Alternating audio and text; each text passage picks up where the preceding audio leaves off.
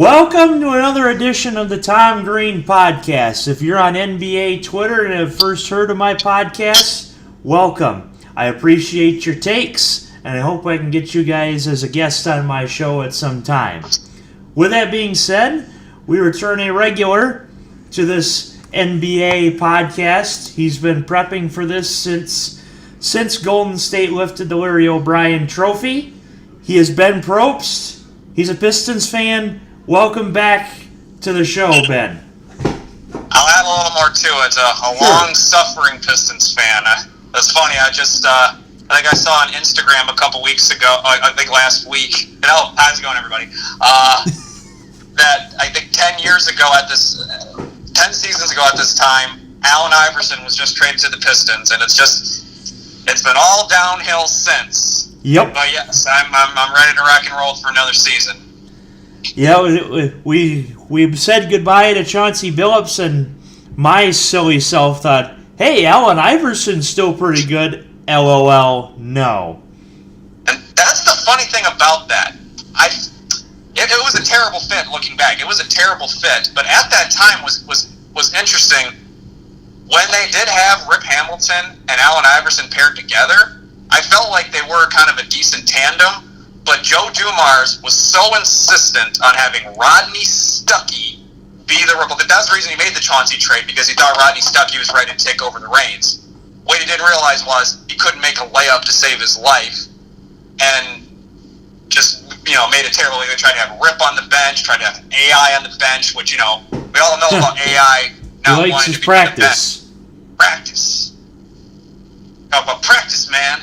And it was just a bad season. It's been 10 years of just mediocrity and terribleness. With only 4 playoff games to show for it, and they were all losses to the eventual champion Cleveland Cavaliers. And actually, even that year that they had AI, were also swept by the Cleveland Cavaliers. Good point. That tells you even I need to do some little more research. But with that being said, 8 playoff games, 8 straight losses to the Cleveland Cavaliers.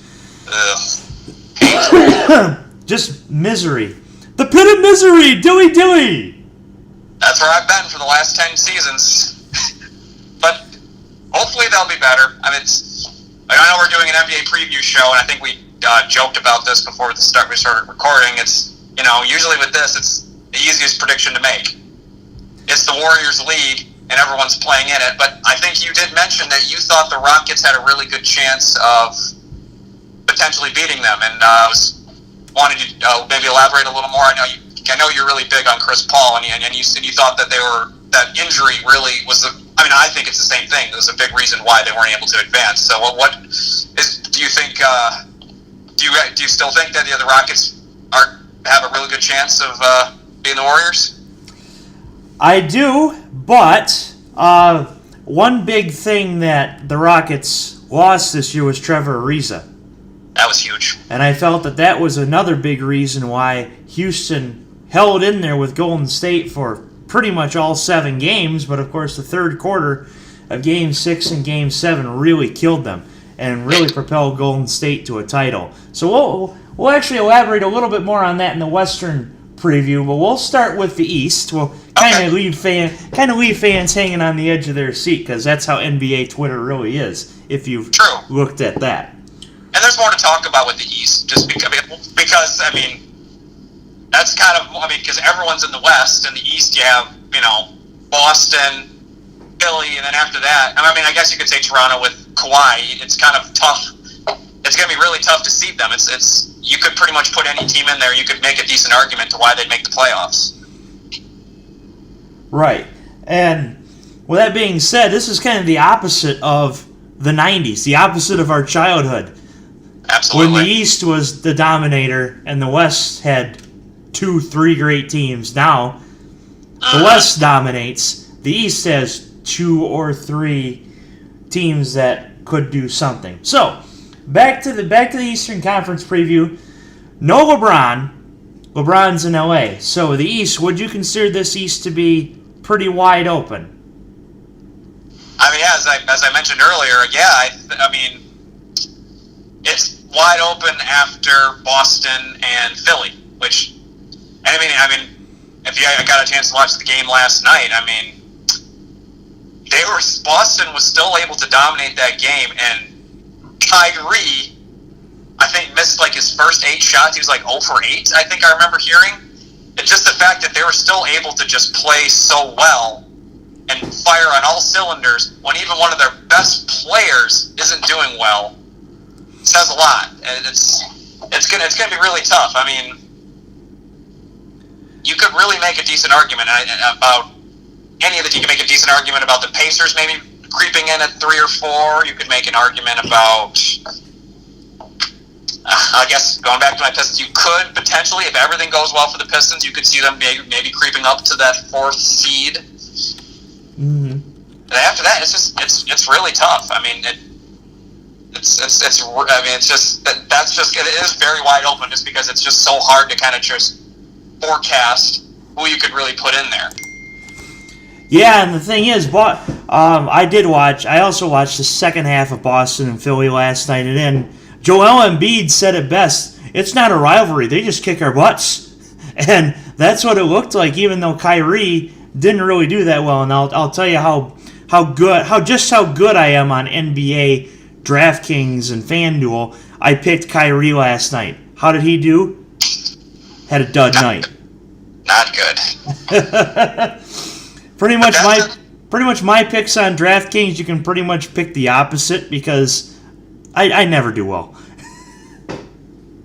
I mean, that kind of stuff is pretty difficult to predict, but it's actually pretty consistent with how they were in the postseason last year. They didn't have Gordon Hayward, they didn't have Kyrie at all. They had Scary Terry, and then you had the Youngbloods and Tatum and Brown, and I mean they beat the Sixers in 5 games and took LeBron to 7. And now Rozier is the backup. So it's just they're just so stacked. They're the closest thing to other than maybe you could say Houston that could really contend with Golden State because they're so stacked as a team. It's insane. Yes, and I am really looking forward to the finals if it's Golden State Boston. I think a lot of people on NBA Twitter are going to predict that Golden State Boston. That series could very well go 7.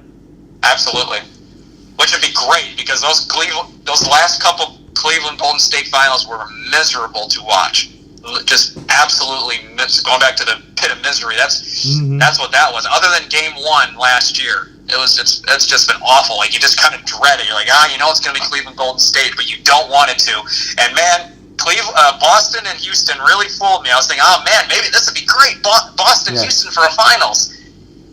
And they totally let me down, and then we were stuck with the same finals matchup for 4 years in a row. So even though I don't want to see Golden State in there, I don't have any choice. It'll at least be nice to see Boston something different. That would be terrific. Yeah, and I was even talking to my dad, who's an old school NBA guy. Why don't they bring back Larry Bird and Clyde Drexler, Hakeem Olajuwon, and those Rockets teams? Boston, Houston finals. Absolutely. That'd be a blast from the past. So going back to the East, besides Boston, of course, let's of course talk about our Detroit team. Is this a playoff team? I'll give you a straight up playoffs or not? Detroit Pistons. I mean, as an optimist, I'll say yes, but it really does depend. But there's only one thing that it depends on. It is how healthy this team can be. 2 of our best players, in Blake and Reggie, have had problems with injuries with Reggie the last 2 seasons, and with Blake with the last couple years. If those 2 can stay healthy, there is no question in that Eastern Conference. There is absolutely no question that they could be a playoff team. But they go as far. I mean, that's just going to determine it. It's going to determine how far they go. They absolutely are a playoff team if those 2 are healthy. If not, we're in trouble. Yeah, picking up the coach of the year in the Eastern Conference who got fired only because he couldn't beat LeBron, Dwayne Casey should definitely help with the defensive side of the ball, even offense, I would think. Oh, absolutely. I think I was reading an article this morning, and even Andre. And the one thing that Dwayne Casey can help on. Andre Drummond was talking about this, that Dwayne Casey's offense is a lot more updated to what the league is like today, and he felt like with Stan Van Gundy's offense it was very stilted and just very outdated. And that was the biggest problem with the team last year, other than injuries, was the offense was atrocious. So yes. if that can be improved, and I also think the biggest key to the Pistons also being successful this year is in the production of Kennard and Stanley Johnson. Those two need to step up. If this team is going to be serious, we all know if Blake and Reggie and Andre are all healthy, they're going to play good basketball. But we need Luke Kennard in the second year to step it up. He's a good shooter, but he's really going to have to show it. And Stanley Johnson, it's always just been potential that he's had that he's just never really lived up to. He's lived up to it on the defensive side, but the problem is his offensive side has always been kind of inconsistent. And I think part of that is how he's been played. I feel like Stan Van Gundy kind of pigeonholed him into shooting more like 3-point shots and like more outside of the perimeter. And I feel like he's better inside. His inside game is a lot better, like closer in perimeter shots and just driving to the hole. So if Kennard and Stanley Johnson can have huge production numbers and get a lot better, then this team can be a really good basketball team. And of course, as you know, I'm more old school. I like to see the ball go to the hole rather than the three-pointer. But, of course, I also love watching Steph drain those threes. Oh, it's amazing. He's one of the best shooters. I mean, this isn't outlandish to say. He's the best, the greatest shooter in basketball history. It's not even close. It's not even close. And so, since you mentioned Luke Kennard, I got to mention this. I got 5 pieces of candy. I got a chocolate bar. I got a quarter. I got a rock. We got Dennis Smith Jr. We got Donovan Mitchell. We got Luke Kennard. He is a really good shooter, but it's just you see how well those other two players did, and you see how he did. It does leave a lot to be desired. But he does. He is a very gifted shooter. So if he's able to just have other facets of his game do well, then they have a shot. But are they going to overthrow Boston or Philly or Toronto? No. But if all those things that I mentioned before go their way, they can be a very good team. But if Luke doesn't do anything, Stanley doesn't do anything, if Reggie blows out his knee again, or if Blake gets hurt again, this is going to be another long season. For sure. And it seemed like when Blake was on the court, the Pistons were amongst one of the best teams in basketball. When Blake was off the court, they were amongst one of the worst. You could say that with Reggie as well. It's the exact same thing with Reggie, and it's been like that the last 2 years. When they're on, they were, I think, 7 games above 500 last year, and they beat... Something like that. They beat Golden State at Golden State. They beat Boston at TD Garden. 2 great wins. And then when he went down, everything fell off the rails.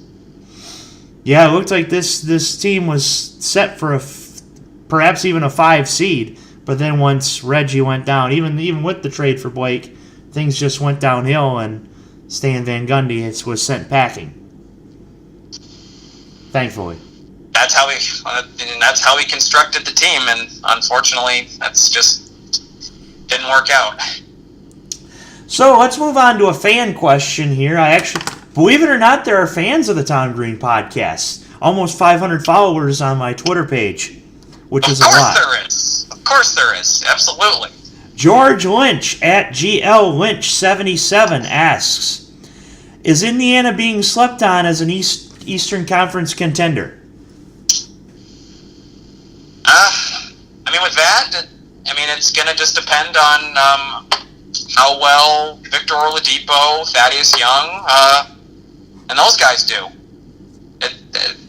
No one saw them doing anything this year, including myself. Everyone thought that Oklahoma City robbed them in that trade. They thought that they gave them a bag of peanuts.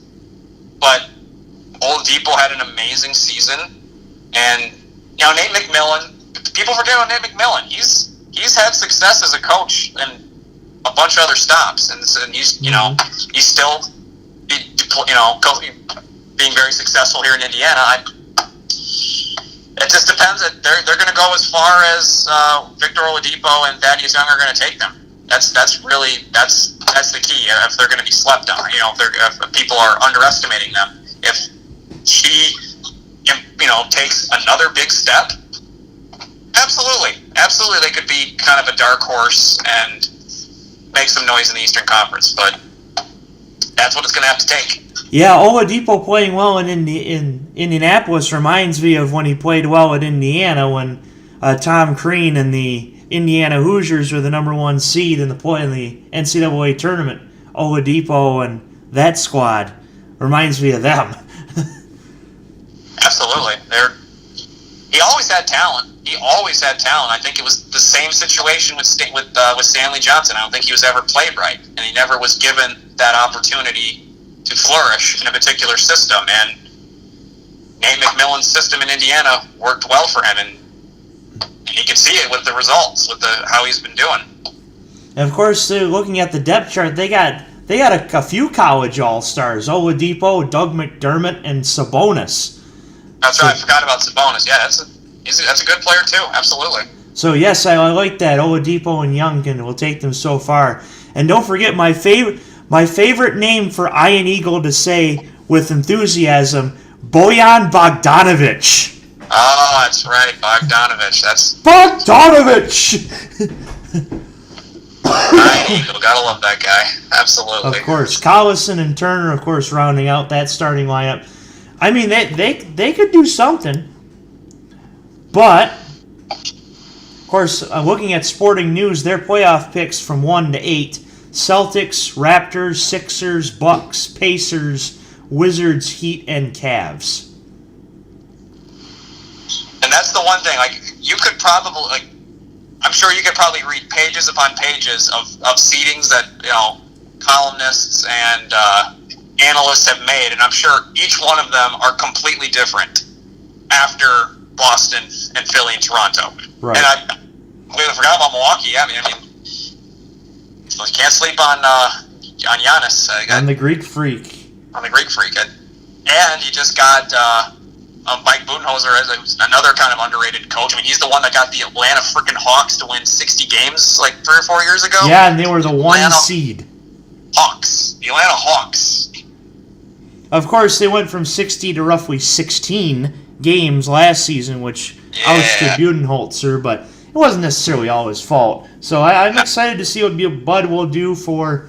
What can Bud do for you? It can get me drunk. It can also give the Bucks a lot of wins, perhaps. No question. I like beer. Besides that point, we'll go one team that I did not mention in that top 8 that you think will make the playoffs. I think we know the answer, but go ahead. What were the teams mentioned again? Sure. I'm sorry. Boston, Toronto, Philly, Milwaukee, Indiana, Washington, Miami, and Cleveland.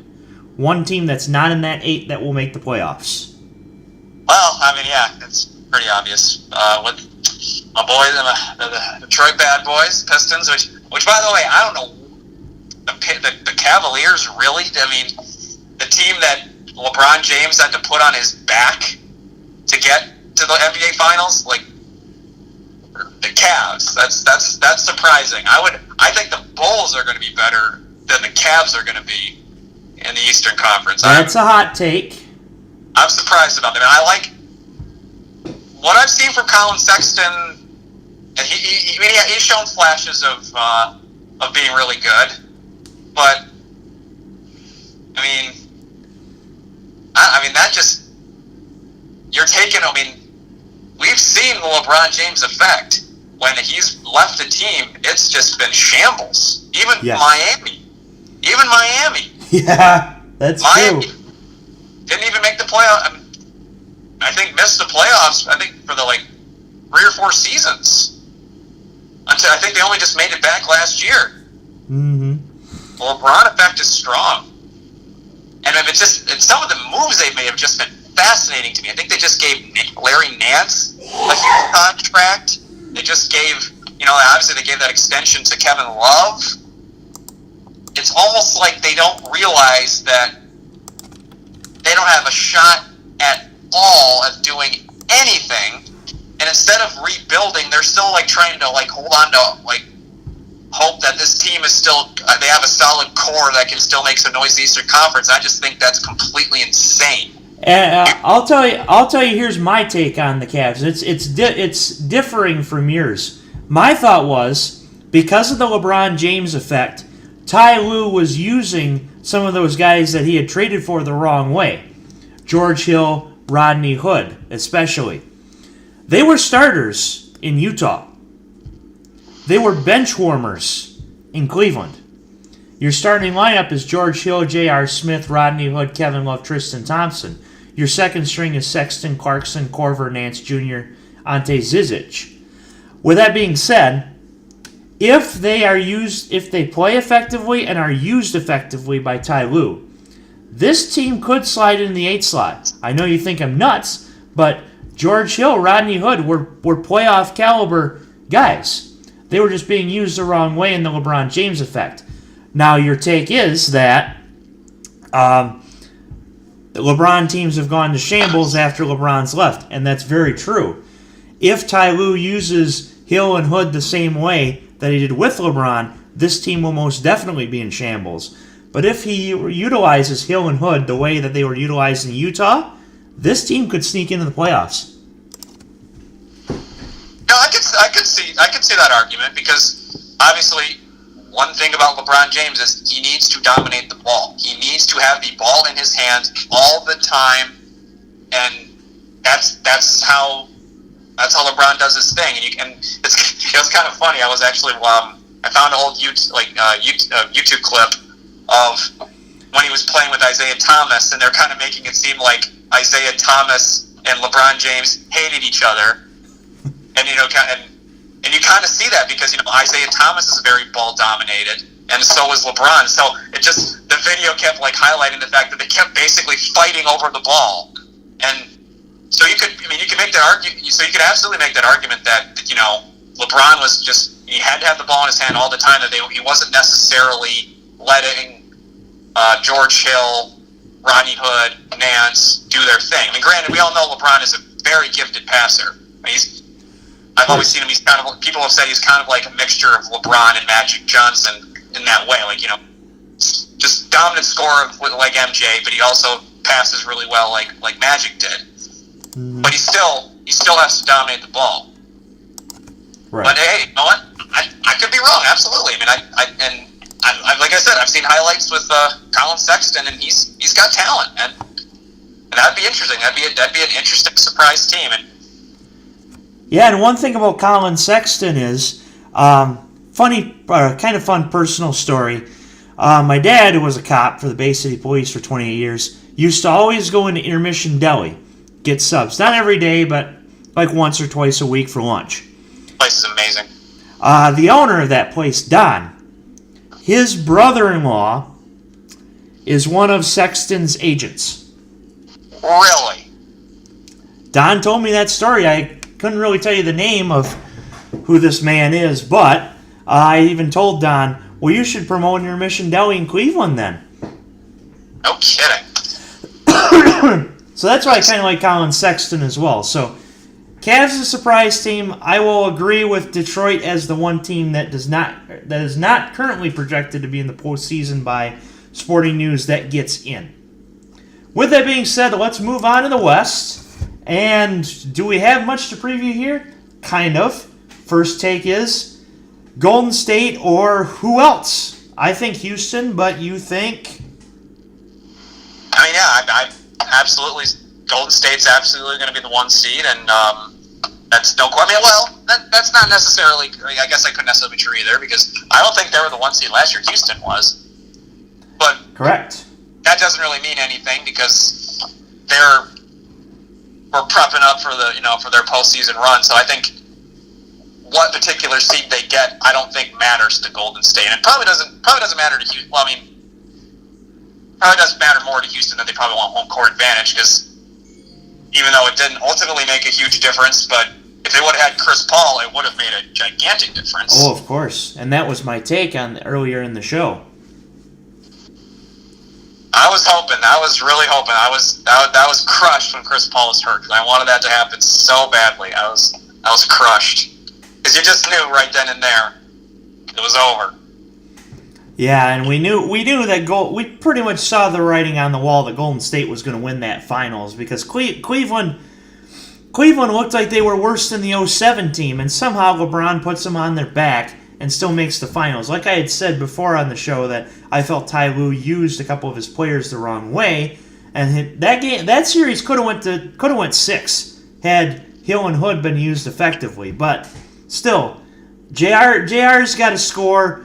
JR's got to know the score and the time left, and and not throw bowls of soup like people in Cleveland were at their TVs at J.R. Smith afterwards. No, not at all. We need the JR that's celebrating with Cleveland fans at Browns games. That they need that JR. Yeah, shirtless J.R. Smith. Shirtless J.R. Smith. They really into the game. They need that. They need that JR. Really into the game, and probably into the ladies too. With that being said, he doesn't have an issue there at all. Moving to LeBron, I guess.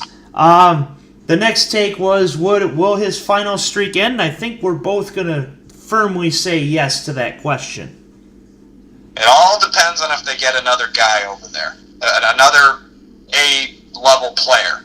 That's the only way. But as the team is currently constructed right now, no. At best, they're a third seed.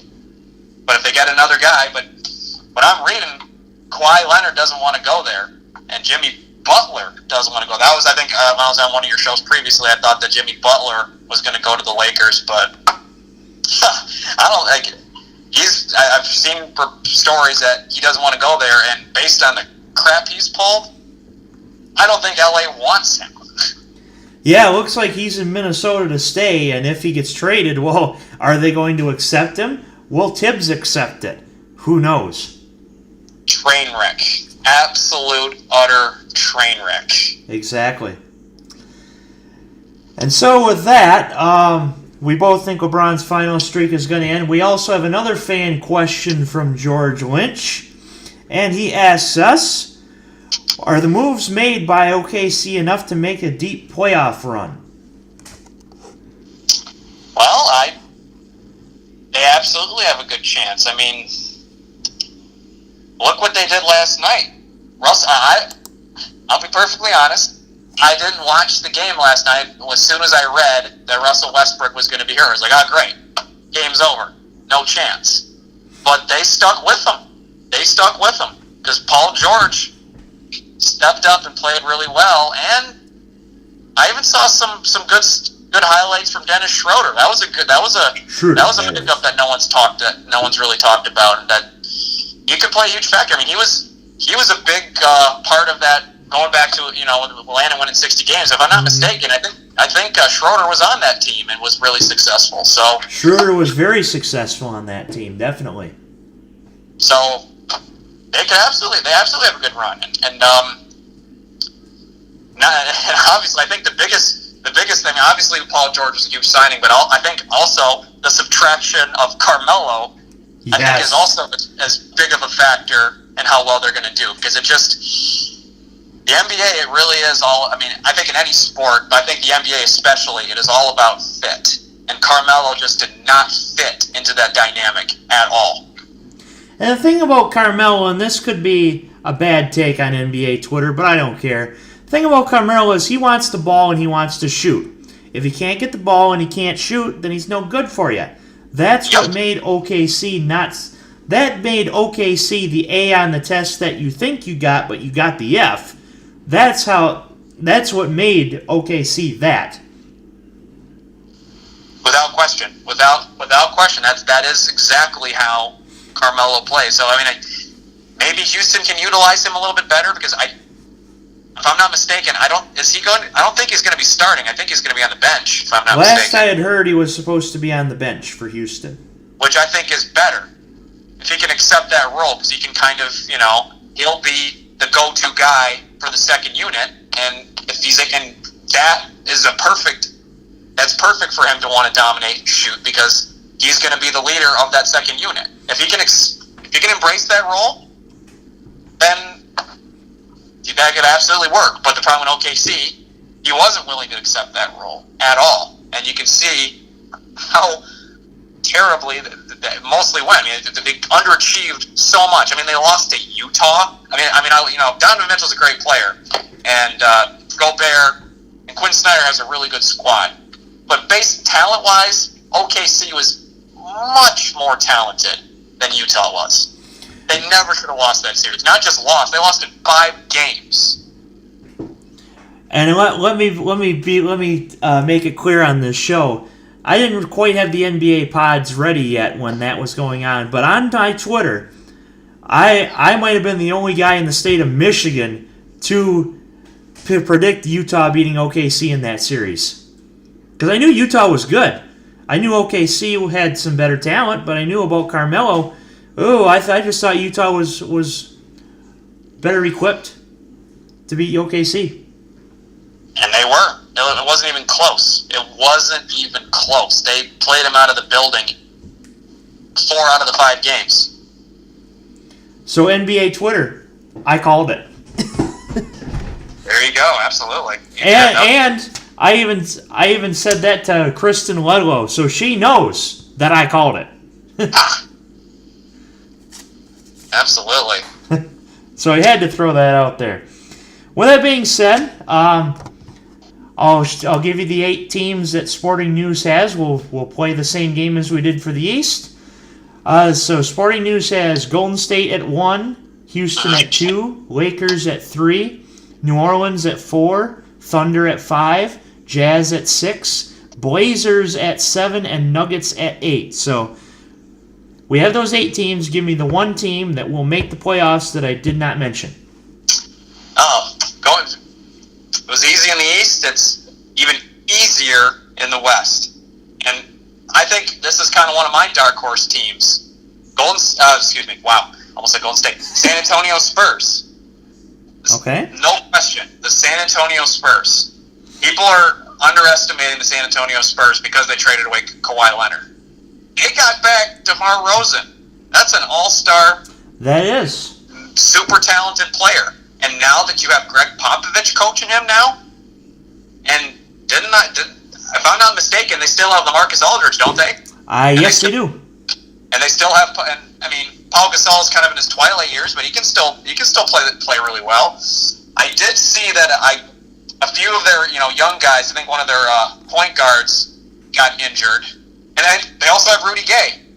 But when that I have to look up the point guard's name.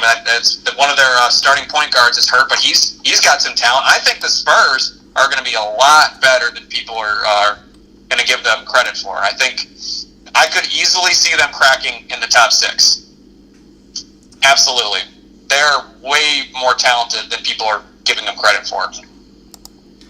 And I'm actually going to go with 2 teams because you mentioned that. The one that I was going to say, believe it or not, and I may be crazy because Ben knows I'm nuts, but I think that the Jimmy Butler situation is going to straighten out. I think you could see Minnesota in the playoffs again.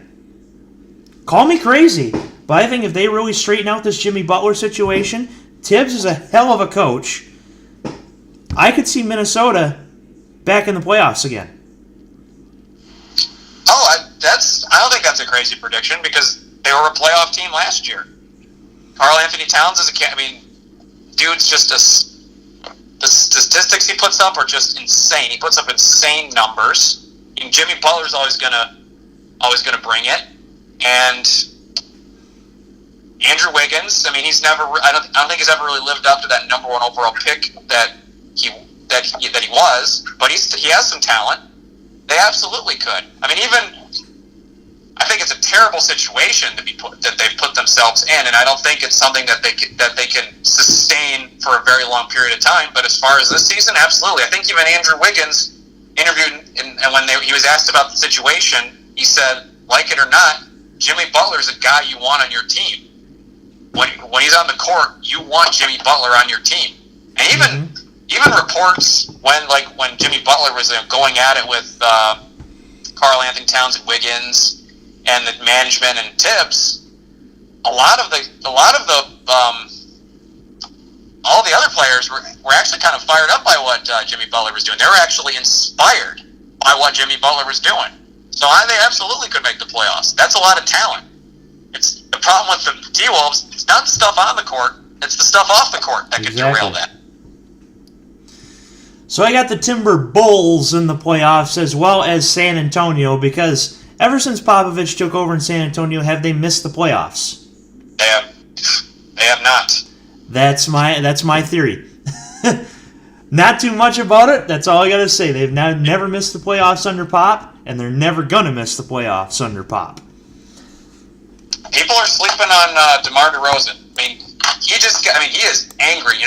I think that's why I think Tom Thibodeau probably another reason why he probably wants to keep Jimmy Butler, in much the chagrin of the owner, because he probably is embarrassed. Glenn Taylor's probably embarrassed by this, but player that's mad, nowhere in the NBA when you see a player who's like just furious can just get so pumped up and motivated and just go on a tear. DeMar DeRozan, he was promised to be the lead guy in Toronto, and he just got shipped out, and he was furious. Mm-hmm. He's got a lot to prove. So I expect DeMar DeRozan to have a monster season. And he may very well prove it in San Antonio. So with that being said...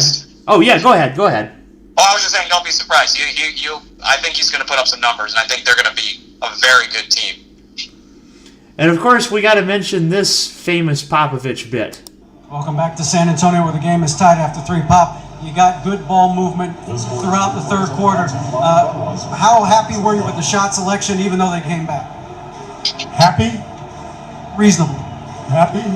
Happy's not a word that we think about in the game. You got to think of something different. Happy, I don't know how to judge happy. Fair In the enough. middle of the contest, nobody's happy. I know you want to get Tony and Tim some rest in the fourth quarter. How long do you think you can hold them out before you bring them back?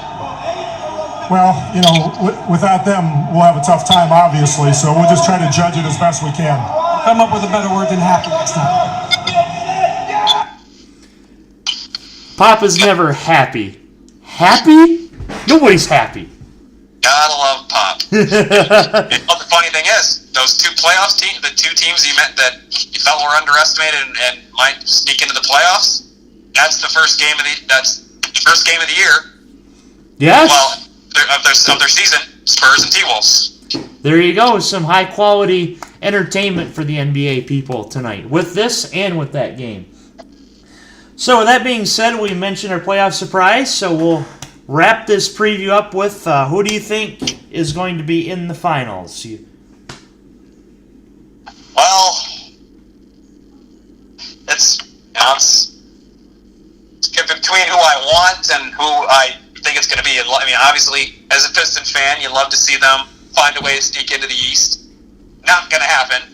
But what it's going to be, and it's pretty obvious, it's going to be Golden State and Boston. But I'll say this, it's much more equal than a Golden State Cleveland Finals was. You could make a very good argument about either one of those two teams winning the championship. So that'll at least be good. It won't be so predictable, which is a problem the NBA has had for decades of lacking parity and being completely predictable. That can at least be unpredictable. I could easily see Golden State or Boston winning. That being said, Golden State's going to win. Yeah, my prediction for now, I want to see Boston-Houston, but I think it's going to be Golden State-Boston. And I think this series will go 7, though. I really think that Boston's got the talent to take Golden State to 7, but I think Golden State perhaps is going to win your NBA championship for a third time out of 4 years, or for a third straight year, fourth time out of 5 years, and Golden State has built themselves a dynasty. They really have.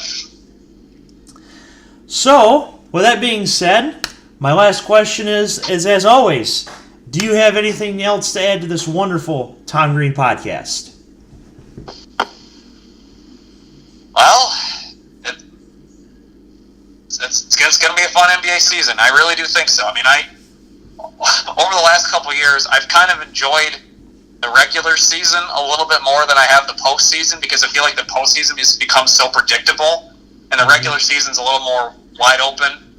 So I think this will be a fun season. And what's also going to be really fun to think about is what's going to happen in the off season, because there's talks that Durant is going to leave, which I think would be great.